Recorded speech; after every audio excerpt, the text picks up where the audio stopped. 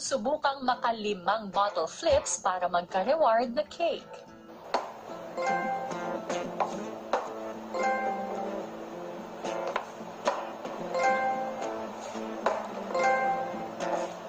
Yes! Woo!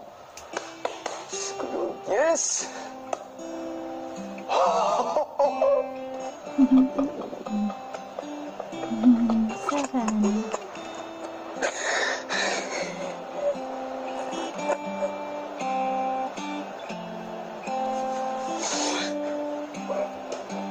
Ilang sandali pa at nakuha na ni Jerome ang reward na cake.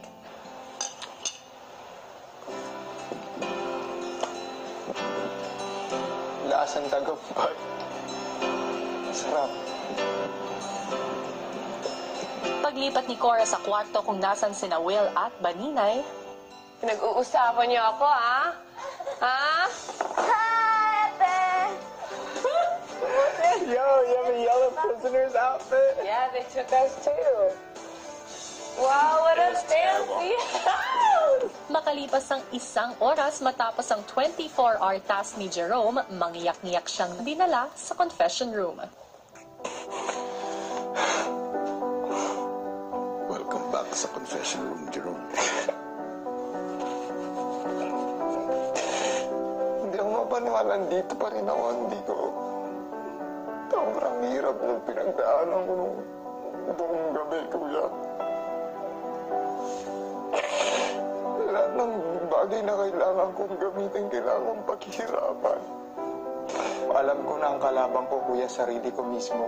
Hindi ako susuko kasi, kuya, mayroon akong pinaglalaban kung ba't ako nandito sa loob ng bahay. Dahil hindi ka sumuko sa hamong binigay ko, gusto kong malaman mo na tinatapos ko na ang buhay mo sa White Room.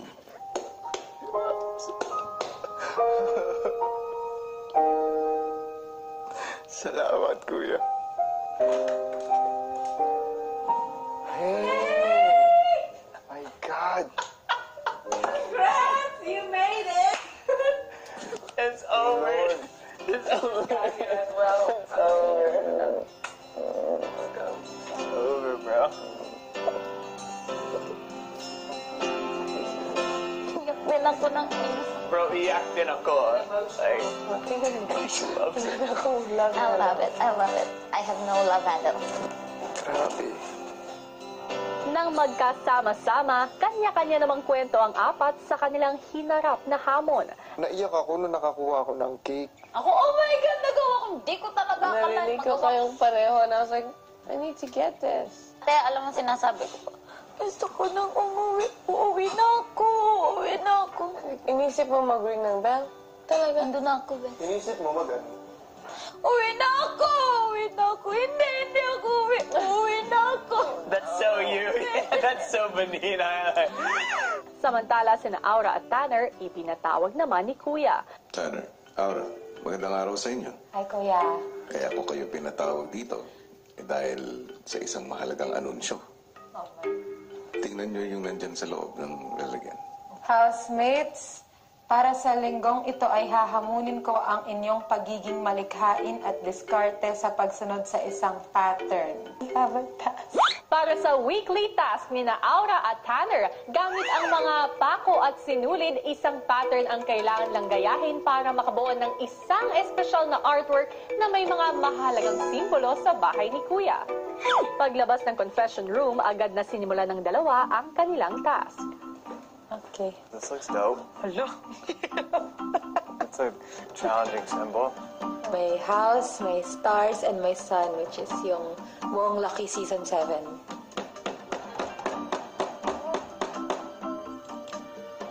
Test of, ano siya, creativity and yung strategy sa pag-follow ng pattern.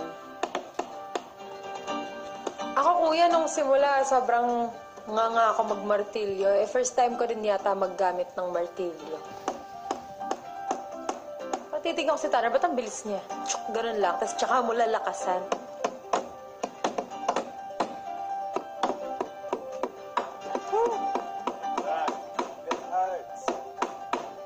Habang abala na sa task sina Aura at Tanner, sunod na ipinatawag ni Kuya ang 4 na nasa eviction room para naman sa kanilang magiging group task. Mala rito, dali nyo yung kahon pati yung sulat doon sa kwarto nyo. Pagdating nyo sa kwarto nyo, maaari nyo nang basahin yung sulat.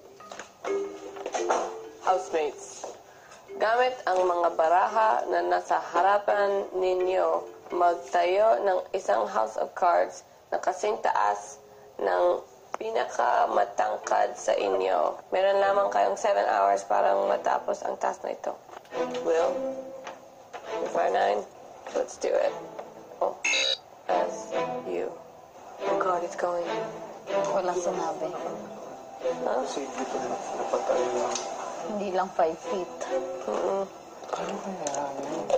Pataas. Imposible talaga siyang tumayo. Sa kanilang group task na pagbuo ng tore ng baraha, hindi alam ng 4 na housemates na mapapanood ng teen housemates ang magiging diskarte ng bawat isa sa kanila sa pagharap sa task na ito.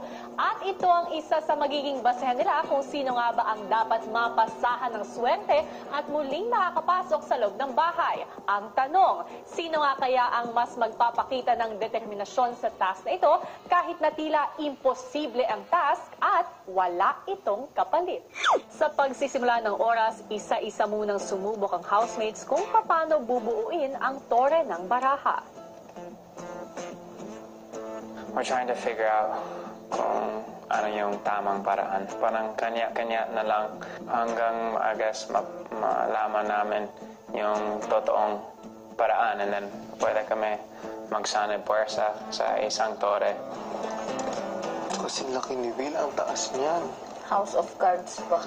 Try natin. Naku, Diyos ko, puro din. Hindi po namin ma-figure out kung paano po siya sisimulan kasi sa tuwing gagawa po kami ng base, kadalasan tumutumba siya agad-agad, Kuya.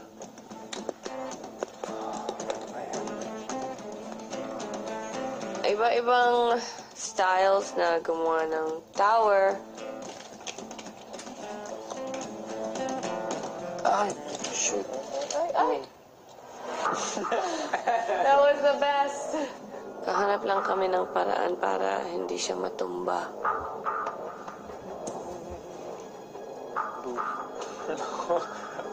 Dude, this is hard. Susunod, mapagtagumpayan kaya ng housemates ang kani-kanilang mga task. Oh. No.